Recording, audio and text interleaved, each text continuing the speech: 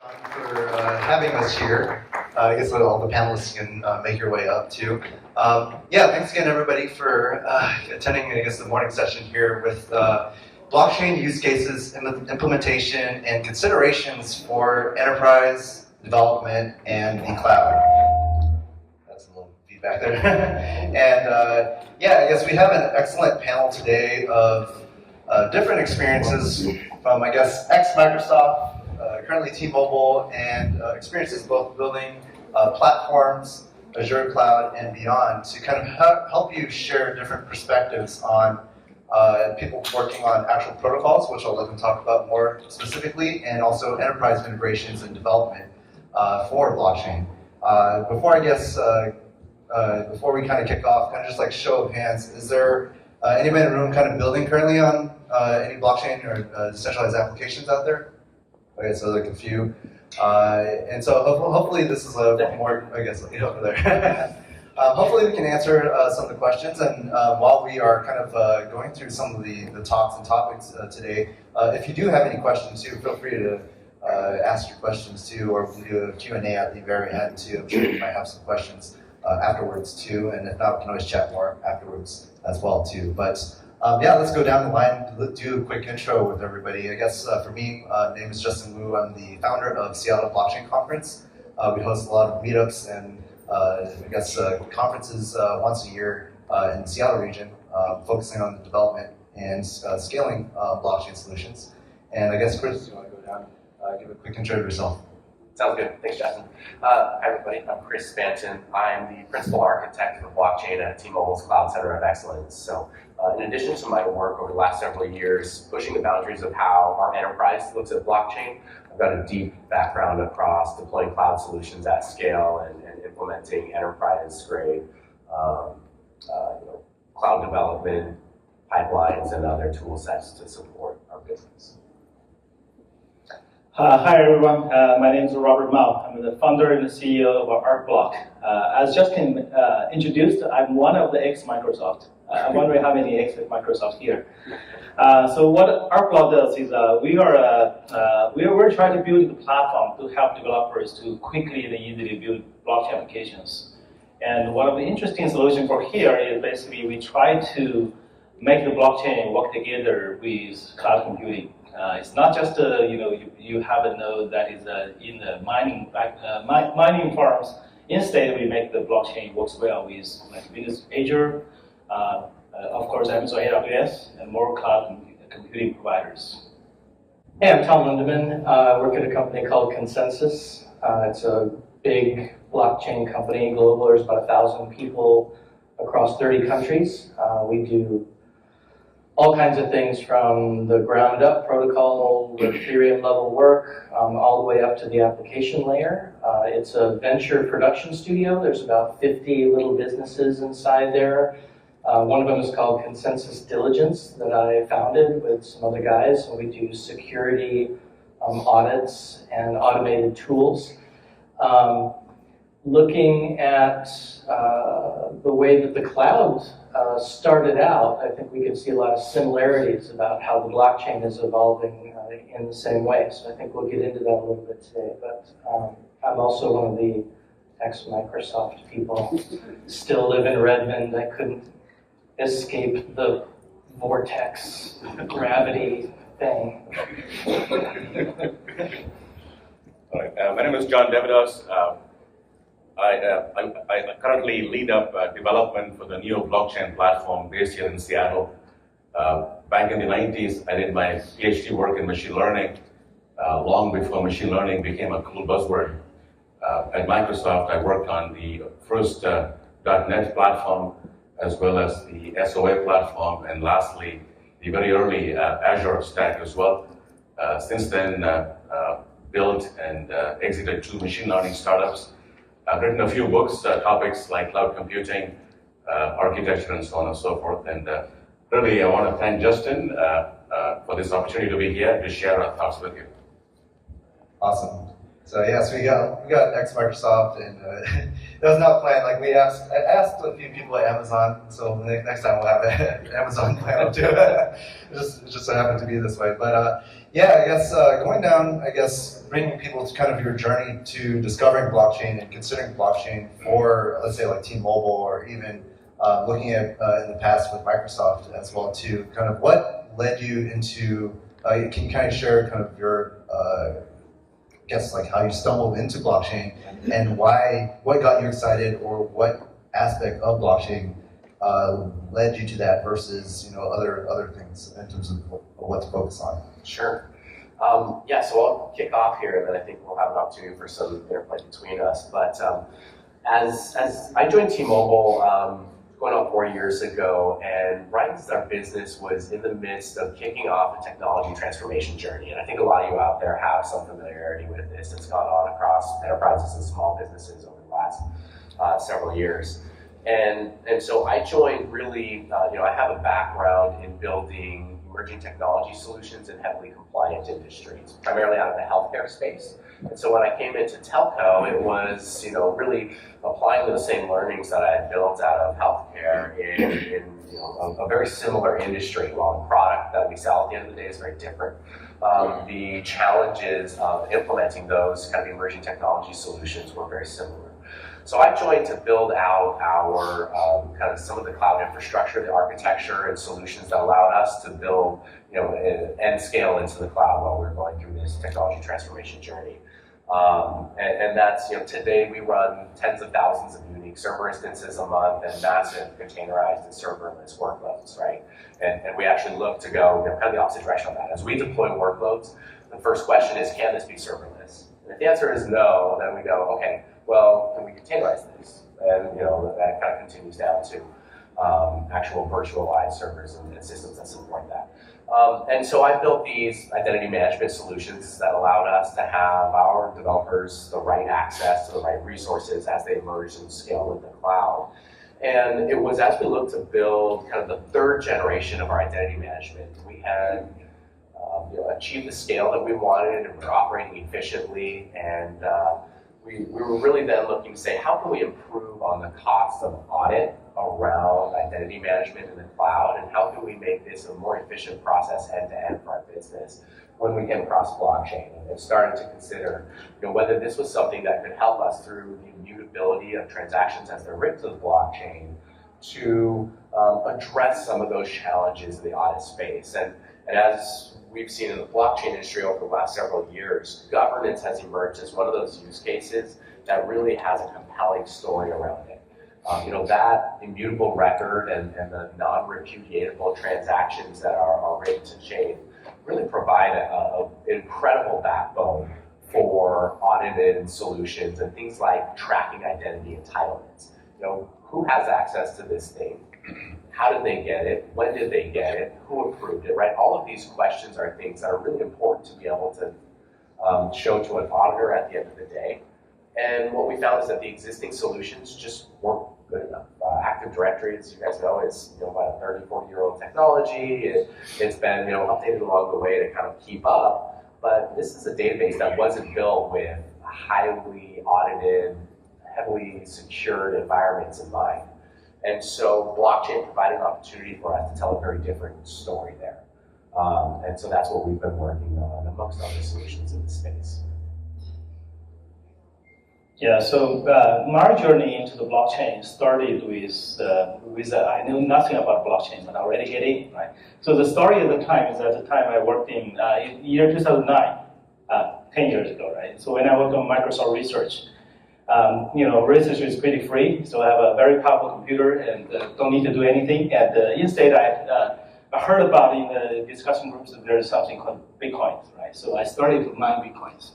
At the time, it's super easy to mine, right? Even if I use a laptop, you can mine the blocks very easily. But I have a very powerful computer. I run that computer for a few days. Guess what? I mine a lot of Bitcoins. And I feel, it's a very dumb, stupid idea just to format the hard drive. Right? Luckily, Microsoft didn't ask me for those properties after I left. Right? But I guess at least in the peak of this, I think they lost quite a bit, millions of dollars value. But at the time, I had no idea. It's just some kind of interesting geeky stuff. Right? So after I left Microsoft, I actually started to, okay, so there's an interesting technology called blockchain. What is that? Oh, it's something related to Bitcoin. This is something I threw it away a couple of years ago. Right? So back to the exciting story is, so when I left Microsoft and tried to do the startup, at the time, Ethereum, it just to have this idea coming out. I really get excited about this concept of smart contract. Right, so basically my first startup after I left Microsoft is try to build a knowledge sharing network. So the idea is try to build this kind of incentive model that let people share the knowledge, and then you get the token. And I'm trying to build on Ethereum. You know, it's a very painful story. The vision is great, but to build that is pain of that, right? So that's why, as a developer, we always try to let's build up some other layers to solve this problem. Let's build up some framework to fix this problem. And after a few years, so when in those meetups, when I introducing about the knowledge sharing stuff, nobody interested. But when they heard about that, we built this kind of platform to build on top of the blockchain to overcome those problems. Everybody interested, right? So in year 2017, we just make a pivot. So let's forget about the apps on the blockchain. So let's focus on building the platform that help developers to build blockchain much easier. They don't need to worry about what kind of blockchain to use. They don't need to worry about those kind of very detailed, low-level, questions, and they don't need to understand all of those. They just build on top of some kind of very easy-to-use, high-level APIs. That's what we do, our block. Yeah, I have a similar beginning where it basically started out as a geeky little kind of, what is this? I have to find out what this is. Last night I actually went and figured out what my first transaction on the blockchain was, and it was, I did a Litecoin purchase on December 27th of 2013 it was from the lobby of a hotel room on my phone using local Litecoin. But throughout my time at Microsoft, one of the things that I did, I shipped a lot of V1 products, but a lot of them were security related. I did ebooks and tablets and DRM and activation and all of that stuff. And one thing that happened right about the time that I got introduced to this cryptocurrency concept was that these altcoins, or these new coins, started to show up. And different applications, we'll call them that, started to show up. And if those weren't open source, if the community couldn't see exactly every line of code in there, nobody would touch it. And this light bulb came off for me, and being at Microsoft, closed source, we patent things first, that kind of stuff. It was open source as security, and they weren't going to touch it if it wasn't open source. And so that was very, very interesting to me. And that sort of carried on through, all right, now I have to learn how to do mining. I didn't lose any of my coins. Kidding. And that led to some different things. And then a few years ago, I was working in the developer ecosystem at Microsoft, and we wrote the first Solidity language plugin for Visual Studio. And that became a hackathon that we did. It was the first blockchain thing that Microsoft did. And we did that jointly with Consensus. And so that was, I guess that was 3.5 years ago. And since then, I've sort of carried forward into that security space. And so, as you said, there's different layers of this technology. Some of it's not quite done. We're building it as well as trying to build applications on top of it. But one of the things that the current internet wasn't designed for, didn't have built in, like you said, identity, payments, certainly a lot of security stuff, and everything sort of became centralized. And so if I want to do a transaction with somebody that I don't really trust, and it's through PayPal or eBay or something, there's a thing in the middle, and it says, well, all right, I'll trust them, I'll trust PayPal, and then they'll send the money on, and everything will be great. And that's how banks work. Well, now with this technology, you can go directly to the other person, because identity, trust, the transactions, the decentralized nature of all of this, and the payment system, it's built into the fabric layer of the internet. And so moving forward, all of that is going to already be assumed to be there. And so now what can we do? Like, what can we do on top of this now that we don't have to bolt a payment system or bolt identity or bolt something onto whatever it is that we're trying to do? So to me, that was pretty fascinating. And that's why you take a comment like that, that's so far-reaching, and you start to go, okay, so when they say blockchain is going to change everything, like, okay, that's kind of one way to look at it. You don't even have to talk about transportation or finance or medical or whatever these verticals are. It's more fundamental than that. And that's why, again, I kind of liken it back to the cloud. It was a very fundamental layer that gave you a bunch of things that now you can build on top of. So that's kind of how I look at it. So, thanks, Tom. So my journey, I guess probably was about 2013. Was the first time I saw crypto. And my thought was, look, this is about speculation, about trading. It's about currencies. And I'm not a trader, so I stepped away. And the second time was about 2015, maybe early 2016. And this time around, I saw the ledger, only the ledger. And for me, this was it's a database. What's the big deal? It was really my second startup when I really dug in, played with it, talked to a lot of people. And then two things for me really changed my worldview. The first thing is, if you look at the history of computing, there's always been this pendulum of computing from centralized to decentralized. The mainframe models, more centralized, eventually PC client server, decentralized, once again back to SOA, cloud, centralized. And so I see the pendulum, having built and worked on those previous versions, I see the pendulum moving once again. That's the first one. Most people do not see that there is more than a ledger, it's an application platform. But the second piece was very interesting to me.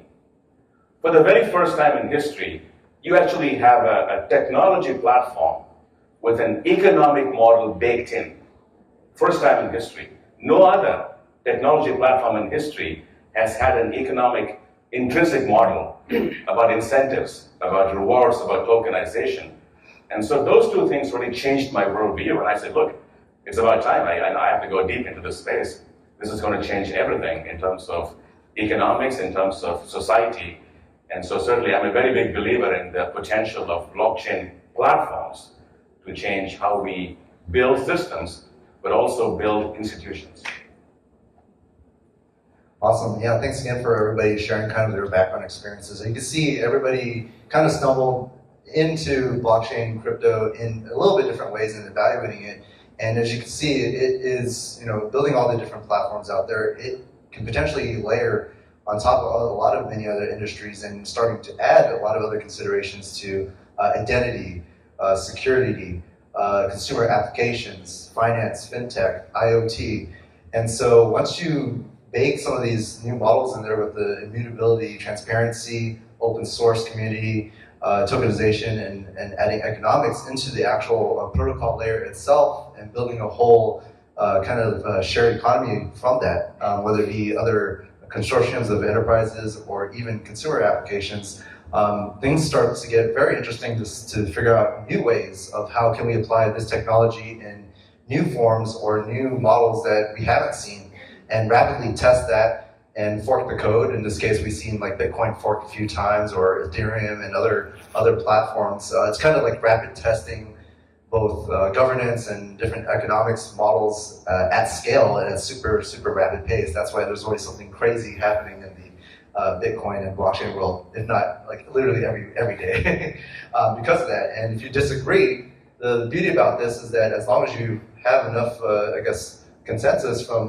enough people within that network, or you just want to fork the code and have other people believe in the direction that you want to go in, you can do this now. So it's kind of a whole new shift in thinking and design and even approach to building and designing and developing applications or decentralized applications out there. So I think if I may, you make some really great points there that I think bring to light the value of kind of the robust ecosystem that we have around the Seattle area. One of the things, we're I think a lot of us are engaged in groups like the Cascadia Blockchain Council, who look to bring together different businesses, both from the enterprise and the small business side here in the greater Cascadia region, to explore this technology. And that's really important to this kind of diversified model that's existed primarily in silos to date, right? Where you've got, maybe your public blockchain enthusiasts or the crypto tokens or the private blockchain enthusiasts. And as we look to the future, it's really important to make sure we have interoperability and standards that can underlie and connect all those sources, and make sure that we can build solutions as businesses that have a broad potential for impact. And so I think, I'd love to hear from the rest of you guys a little bit more about how you view kind of interoperability in different solutions, and whether you think there's a growing trend in that direction, or if you think that we'll continue for some time to see kind of siloing and solutions that are more independent. From a base blockchain, like Hyperledger versus Ethereum versus stuff point of view? Yeah, it's an interesting one. It was kind of what we were saying before, is that the jury's not out yet. They're still all being built together, and so an optimist, which I am, fortunately, will get on that train and say these are eventually going to be interoperable. And just because you can run an application or do a transaction on this chain, and that today it is siloed from another chain, either because of the language it was built in, or the compiler it uses, or the virtual machine it uses.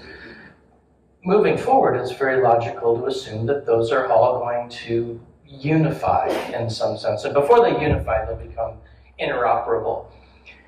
And what I think is really going to happen is, I don't know, maybe it's kind of like email.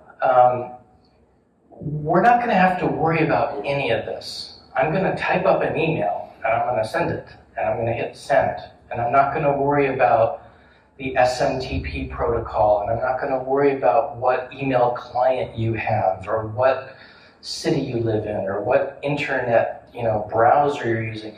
All that stuff is going to be abstracted away, so that core use case, like you were saying, it all comes back to those use cases. I think they will merge and they will be interoperable. But in what I just said, I gave you sort of an end user vision that's maybe a couple years out, and we're still building it. It's this whole thing in the middle of how do we get there. And one of the other things I do is I'm the chair of a working group in the Enterprise Ethereum Alliance, and there's hundreds of big companies. This is IBM, Microsoft level stuff. T-Mobile's involved as well.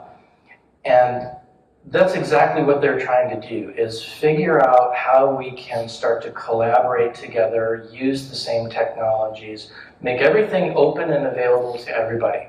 Like I was saying, if it's not open, it's not going to work in this new environment, in this new community. So yeah, things are definitely going to come together, and we're going to be stronger for that, I think. What do you think? No, I would concur. For me, this seems very much like circa 2006, 2007 with respect to cloud computing. I was working on Azure at that time. And, folks talking about security, will it be secure? Is it portable? Can I have symmetry between on-premise and cloud? And so my view is it's a very similar movie playing right now. People look at blockchain platforms. And the keyword is platforms, because I would say for you folks here, think of blockchain as an app platform. And then you can see the same story in terms of identity, in terms of data, in terms of interoperability, and so on and so forth. So the movie is not out yet, but the trailer is playing. And I believe over the next 5-7 years, we will see exactly the same trends we saw with cloud computing models for the blockchain app platforms. I feel that can we switch the seat? So actually, the reason why is this is exactly what we are trying to build, right? Because of Neo, Ethereum, they're both great platforms, but they are all walled gardens. Sorry to say that, right? So, but as a developer, when we really want to build some application, we do not want to build on inside of walled gardens. Ideally, we build on something, write it once and run anywhere. That's a dream, right? For many years. So the good thing on the computer side is you can always add new layers to solve any problems, right? So that's ArcBlock. So in ArcBlock, we have one of the component we call the Open Chain Access Protocol. So the idea is something working very similarly, like the ODBC or JDBC. The idea is adding a new layer. So this layer, we can, from that, on the top of that layer, the application developers, they don't need to worry about what's exactly the lower layer chain they use.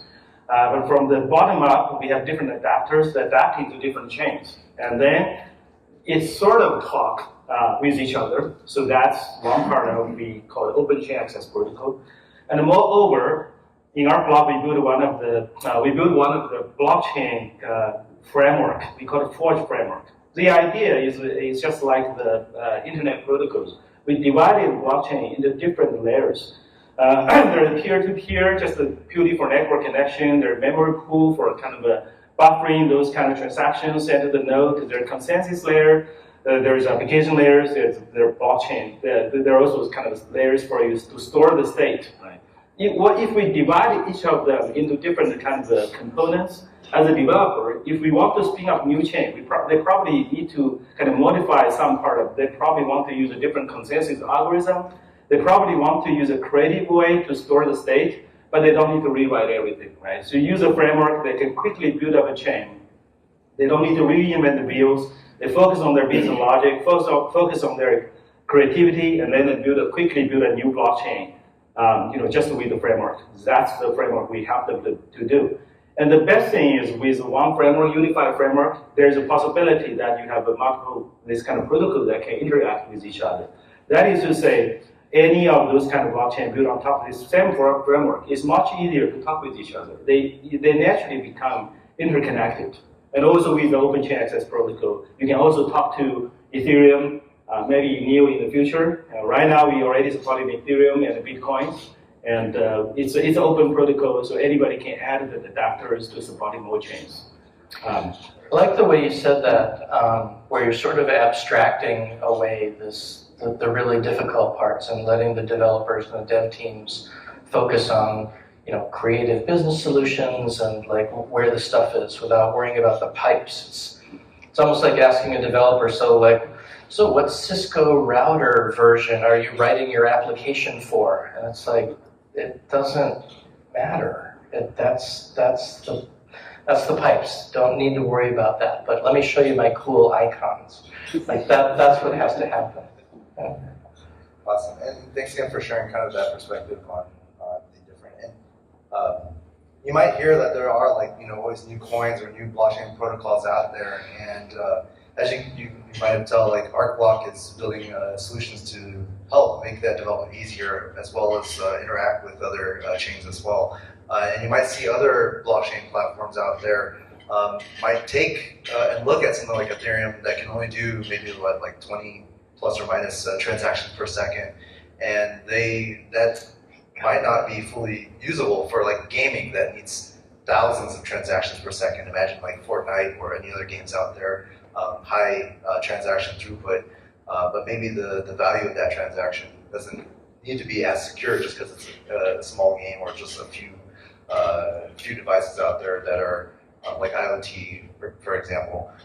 It's just a simple transaction versus a financial transaction or government transaction, which kind of leads to the next the question I have too. So moving one step above, I guess we talked a lot about protocols and platforms and the infrastructure side of things now.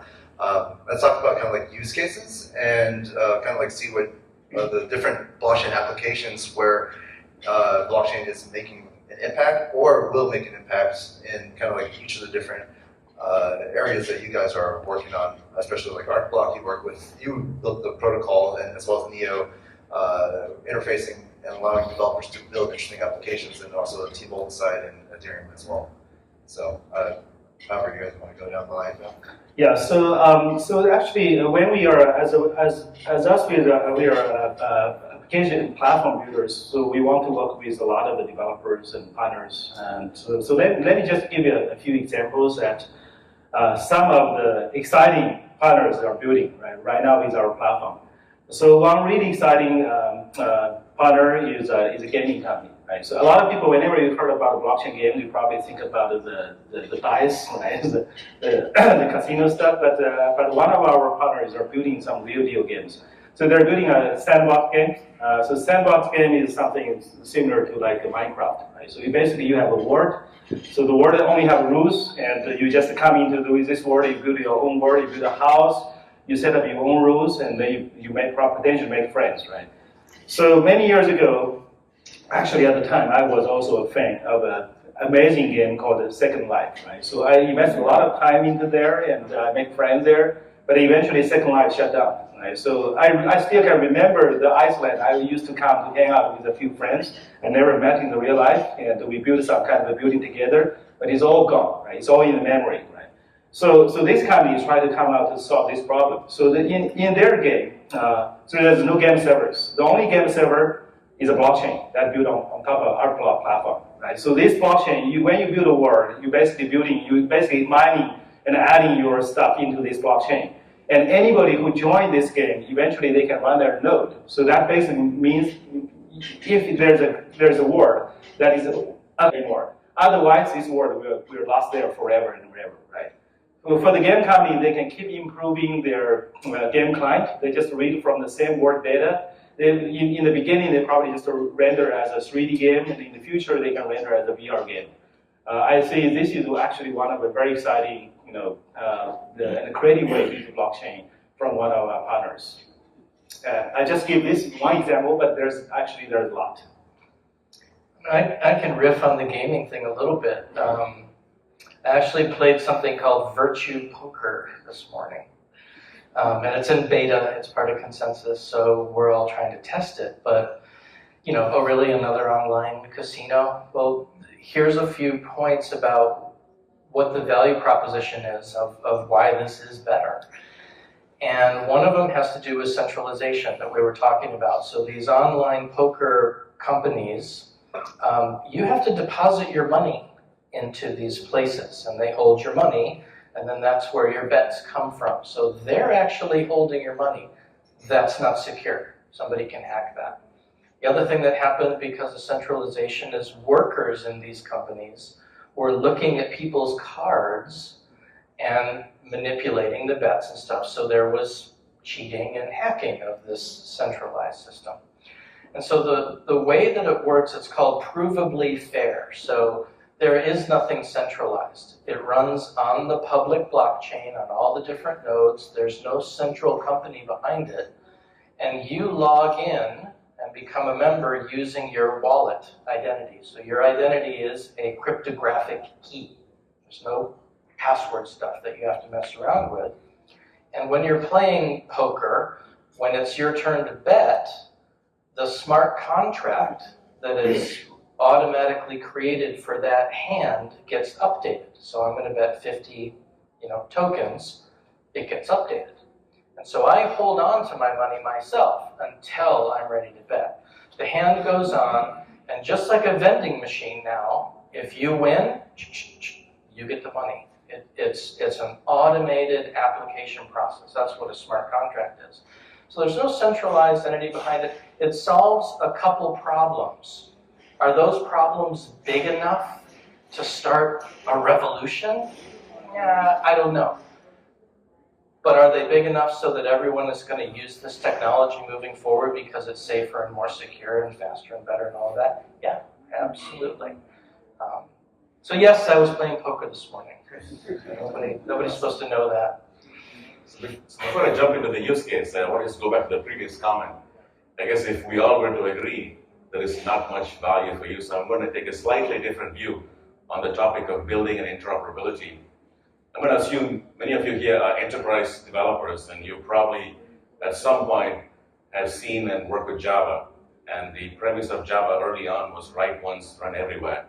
And we've seen how that played out. So I would say the same caution applies here in terms of being able to see all platforms as being comparable or in some way similar. So anyway, back to the use cases. So two perspectives. As technical people, what I find is many of us see blockchain as yet another platform, technology platform, and we look at the technology scenarios. And yes, there are those scenarios. For example, the classic is the ledger. So much like Neo or QLDB, being able to use the ledger for things like provenance and so on. However, in my experience, if you look at blockchain platforms purely as technology platforms, then we are missing a significant amount of value. My point earlier was, what makes this stack unique in history is there is an economic model baked in. And so in terms of scenarios, there's a whole set of scenarios beyond the technical scenarios where you look at tokenization and how do you use incentives and rewards and so on to enable new kinds of systems. That is, for me, the key. And so yes, technical scenarios, a la ledger, supply chain, the often used examples, but then also look at the economic scenarios where you can take advantage of the intrinsic token model that comes with every blockchain stack. Yeah, that's really fantastic. I think it's worth highlighting there. There's two key places where people look at blockchain, and we're going to go pretty high level here. One is how do we make improvements over existing solutions to make them more efficient, less expensive, and oftentimes on the kind of startup small business side, that's a less compelling place to go explore, right? If you're investing venture money or startup seed money, it probably makes more sense to shoot for a bigger problem that can really change the world. On the enterprise side, though, in a place like T-Mobile, if I can make a percentage point improvement over existing processes and then scale that out to a business where we have 81 million customers today, that's the type of solution that might be extremely valuable. So we definitely like to look at those types of solutions where, hey, how can we make something just a little bit more efficient than it is today? How can we reduce the cost by a percentage point? But on the other side of that, there's this whole, the second kind of high-level thing is that whole vision of there are revolutionary technologies that are emerging out of blockchain that were just not possible before. This technology, whether it's the inherent incentive platform that exists as a part of it, or just the way that decentralized and distributed kind of computing and sharing of information works, is really compelling. So one example that I like to highlight on that side is around self-sovereign identity. So I don't know, we haven't really touched on that today, and it's a very different conversation than the identity governance that I was talking about earlier. Self-sovereign identity, if you guys aren't familiar with this concept, is this vision where individuals can hold and own their identity information. And today in a world where we've got your Facebook having Cambridge Analytica's, this whole fiasco, right? I did a search recently, and I think over 2 billion people had their identity compromised in some way last year alone. And that's really just groundbreaking. So how do we change the conversation around how you control your identity information and what you do with it? Well, self-sovereign identity for the first time in history, as a result of the capabilities of blockchain technology, allows people to say, I am me, rather than somebody else saying, you are you. So, throughout history, we've had governments, we've had corporations, banks, whoever it is, say, I'm going to give you this identity, I'm going to give you a bank account number, I'm going to give you a passport, and then you can go use that to represent yourself in different places. But with self-sovereign identity, it allows you to own those characteristics, and leveraging a process called verifiable claims, present those to other places externally and say, I'm going to present to you this claim about my identity that can be verified. A really small example of this would be maybe I'm going for a job interview and I want to prove that I have a degree from a school. So maybe that school, that university, could act as an identity verifier.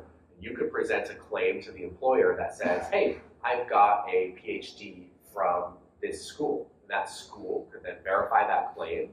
And leveraging the capabilities of the blockchain, you've now made a cryptographically provable transaction that says, I have this unique characteristic that I can demonstrate to you. And this can be applied across a huge range of identity characteristics and verifiable claim types, and it's just dramatically different from the way identity works today.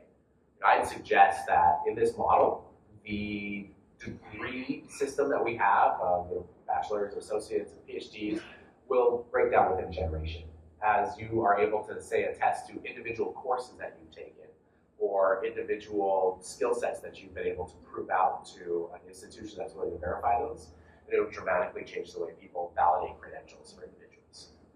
Yeah, I think this is a great point. And actually, just a coincidence, our blog yesterday, we just announced that we're joining the DIF, which is Decentralized Identity Foundation, which is a foundation trying to promise to make all those kind of decentralized ID working together, interoperate with each others. So I think the identity is definitely something huge. At Consensus, we have a thing called Uport, which is in that same vein. And I have it on my phone, and it shows that I went to East Denver and stuff. So we're getting there. We're really starting to use these scenarios. There's a city over in Switzerland called Zug. And what they've done is they've taken a couple steps forward where all of the citizens in that city now have a Uport identity. And they were able to go to their city council, whatever it was, to sort of get that attestation that says, okay, you are who you are. So now the city agrees that the Uport ID is associated with this person, and they can now use that to get some services, whatever that may be. They haven't quite gotten to, okay, can I vote with this now? Is this my identity that I can use to vote with? But it's coming. Like it'll get there. And then because it's not centralized, so nobody can manipulate the votes, and it's open on a fully visible ledger that's immutable and can't be changed, and there's a single identity per person. It's like, okay, well, there's a lot of check marks there that's going to make voting a better thing. Are we there yet? Not quite. My favorite company that's doing that is called Horizon State. They're out of Australia, and they're trying to solve this election and voting problem at a global scale. So they're building a platform, and they're steadily getting there, and it's just fascinating to watch. It's not a pipe dream. It's not, can we have 100% provably fair voting elections? Would love to. Does anyone think we have that now? No. Does anyone think we're going to have that? Well, yes. Now we can say yes. It's definitely going to happen. Pretty awesome. Well, yeah, thanks again for sharing kind of the different use cases. We have about like 8 minutes left. Can I kind of open to Q&A? Does anybody have any questions so far in terms of blockchain? Now we can continue to talk about a few more topics out there. Let's see. No? Oh, you have a question right there. It sounds like this could eliminate VeriSign and certificate authorities. So the question was, if you guys didn't hear it, it sounds like this could eliminate VeriSign and other certificate authorities. And that root of trust question is one that's really fascinating and deeply connected to how blockchain is emerging. Is what is your root of trust for any given solution, whether it's a code that you're executing or a claim against an identity. There are really fundamental challenges that we're still facing in that space around how blockchain is emerging and self-sovereign identities are emerging. And I'd say that I don't yet see a horizon where we are eliminating those identity, the CAs who are kind of sitting as the root of trust for the backbone of the internet. There's definitely opportunity there. And as blockchain emerges and matures and we address some of the challenges around key management, for instance, then we'll have an opportunity to improve on that. But today, when you own your private key, and that's the way that you interact with the blockchain, and that's the way that you attest your identity, if you lose that private key, you're in a pretty bad place, right? So we've got some big challenges around how we handle that we're still looking to overcome as an industry, right? Whether it's escrowing, but then that trusts another party to hold your identity, whether it's some other kind of advanced encryption techniques. I'd be interested to hear from the other folks what your thoughts are on this topic. But yeah, there's a potential there. I don't quite see it yet, personally. I have a short answer, and but today not there yet. But for a little bit longer time, I think definitely, right? So if you open your MacBook, if you look at those kind of called root CA, there's hundreds of them, right? How can you trust, blindly trust hundreds of those, right? So I think the blockchain, the rhythm, the self-sovereign identity, this idea has been there for a long time. But from a computer science point of view, it's a problem that haven't have the solution for a long time also. Because essentially you have to have this kind of a root trust somewhere that basically lead to, you still cannot completely trust it until when Bitcoin coming out, and then people think, shoot, what if we use this kind of a blockchain? It as a root for the trust. And this is the one single truth of the source of the truth, and it is decentralized. Nobody can control that. That sounds to be the perfect solution, right? So it's not there yet, but I think it's definitely that's a direction. Yeah, so that's the real point again. It's that decentralization of trust. So are we going to eliminate VeriSign? Well, I don't know. I don't think so. But can we improve it? Yeah. And would you rather, again, trust a centralized entity to tell you what websites are safe or not, or sort of trust everybody who says that these things are safe? And there's fascinating ways to do that. As John was saying, when you start to tokenize things and you get into people's behavior and incentives and rewards, there's a thing called a token curated registry. And so that is maintained and owned by the world, by the community, and it's a list of, let's say it's websites that are safe to visit. And what you do is you apply to this registry and you say, okay, tomlindeman.com, I think that's pretty safe, I've done my thing, here's my evidence. And then over a period of time, you guys can all, and I'll stake tokens on that. I'll stake 1,000 tokens. You guys can come and try to prove that my website is not safe and that I shouldn't be on this registry. And if you do prove that, and the community says, yep, you were right, that Tom Lindemann thing, that's no good, I lose my money and you guys just got my money. So it's a very interesting sort of dynamic there. If nobody did challenge that tomlindeman.com is safe or that it was deemed safe, well, now I'm on the list and now I'm trusted. And that trust came about in a decentralized, tokenized, incentive-based system that isn't owned by any one person or any one entity. It lives on the blockchain. And doesn't it just make you smile? Yeah. It's just me. Just a quick response to your question, sir. So without naming companies, yes, you're right, I agree with you. Centralized rent-seeking services like those will eventually disappear. Okay. So I have the question about environmental impact. Isn't it blockchain technology is too expensive compared to having centralized authority and simple database, all this mining, and it's very expensive, and even China recently expressed concern that, it's just too tolling for our environment to mine coins versus I can simply have the root authority and just use database or some other encryption techniques to provide pretty much the same thing. Isn't be paying too much for the idea of decentralization and lack of authority? So remember, it's evolving, right? So the blockchain and the Bitcoin technology, it just showed up. Nobody really even knows where it came from, right? A white paper by some guy that nobody's identified with a blockchain that was fully working and functional with this new technology nobody's ever seen before. Wow. And it uses mining, right? So CPU hardware is solving these big problems in order to verify these blocks of information, and they get hashed and added to the next block and all that. So that was sort of the blockchain technology V1. And you're right, that's not sustainable. It costs a lot of electricity, power, you can try to game the system, there's a lot of things. And so as we evolve into new technologies and new chains to solve that problem, you get into other consensus mechanisms that aren't CPU mining based. There's proof of stake, proof of authority. There's different ways that you don't need to mine, but you can still do that block verification consensus mechanism, kind of like that TCR I was just talking about, in order to do the same thing, but not pay millions of dollars in electricity. So we're evolving forward to solve things like that. So I think it's a bit, if you said the word today at the end of your sentence, like, isn't it too expensive to do that today? Well, yeah, if you're going to try to do all your own mining, maybe it is. But tomorrow, we'll be solving things like that. I don't know, does anybody?